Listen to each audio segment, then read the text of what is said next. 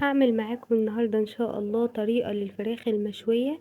عايزة أقول لكم كأنك جايباها من برّه بالضبط، زي بتاعة برّه بالضبط، تتبيلتها في طعمها في كل حاجة، حتى بُصّوا السوا ما شاء الله، وكمان أنا مش مسوياها في فرن، أنا مسوياها على البوتاجاز من فوق، ويالّا بينا مع بعض هاوريكم أنا عملتها إزاي النهاردة. وقبل ما نبدأ ما تنسوش لو بتشوفوني لأول مرة الاشتراك في القناة وتفعيل الجرس، ولو بتشوفوني دايمًا ومتابعيني الكومنت بتاعكم القمر اللي بيفرحني دايمًا وبيدعمني على طول. يالّا بينا، وما تنسوش صح تقولوا لي رأيكم في الوصفة في الكومنتات.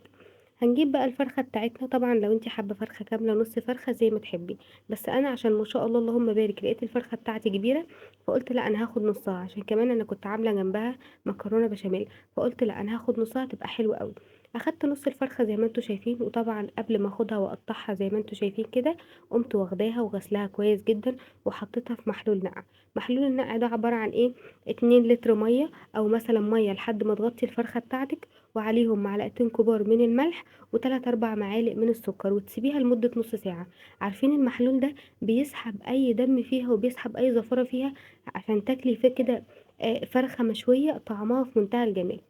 بعد كده أخدتها قطعتها فراشة كده من الصدر زي ما انتم شايفين، وطبعا حطيت النص التاني في الفريزر.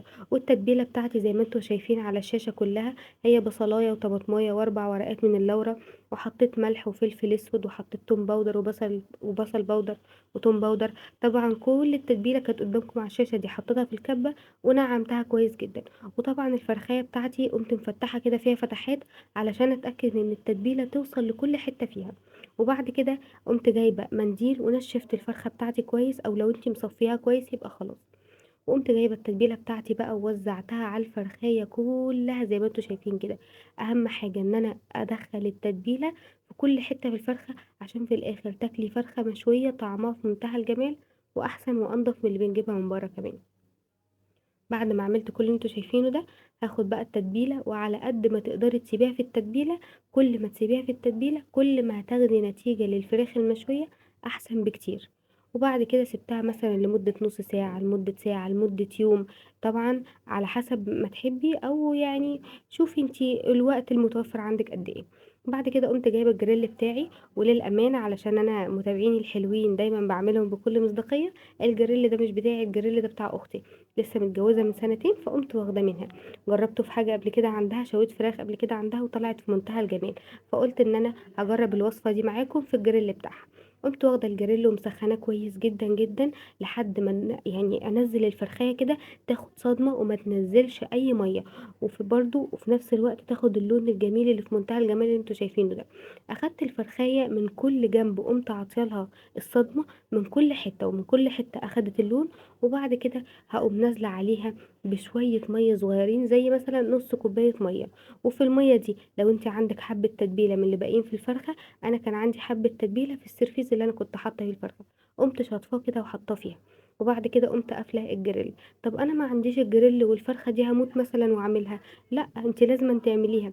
هاقول لِك أنا تعمليها في إيه، عندِك طاسة واسعة تاخد مثلًا الفرخاية بتاعتِك أو تاخد نُص الفرخة بتاعتِك، هتعملي فيها، بس أهم حاجة إن الطاسة يكون ليها غطا محكم الغلق، يعني تعرفي تقفلي الغطا عليها، يكون يعني بيقفل كويس، أكيد فاهماني طبعًا. في مرة باشوف الفرخاية كده بافتح عليها واشوفها استوت ما استوتش، استوت خلاص، ما استوتش أقوم عاطية لها شوية مَيّة وقافلة عليها وسايباها كمان. في الآخر خالص لمّا اتأكدت إن هي استوت واللحم بتاعها كده ساب العضم، وأنا وريتكم كان عامل إزاي، كان في بقى في الآخر حبة صوص كده، الصوص ده مش مَيّة، لأ الصوص ده الإدام اللي نازل من الفرخاية نفسها. قمت جايبة بصلاية، طبعًا على حسب ما تحبي، عايزة تحطي بصل تحطي، الخطوة دي اختيارية جدًا.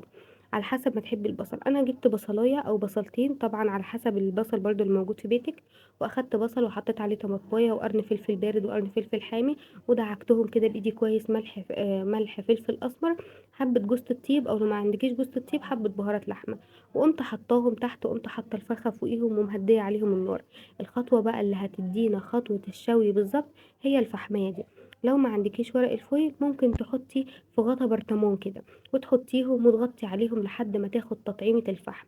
بعد كده هنسيب البصلاية، مش هنسويها قوي، لأ هتبقى مجروشة سيكة كده.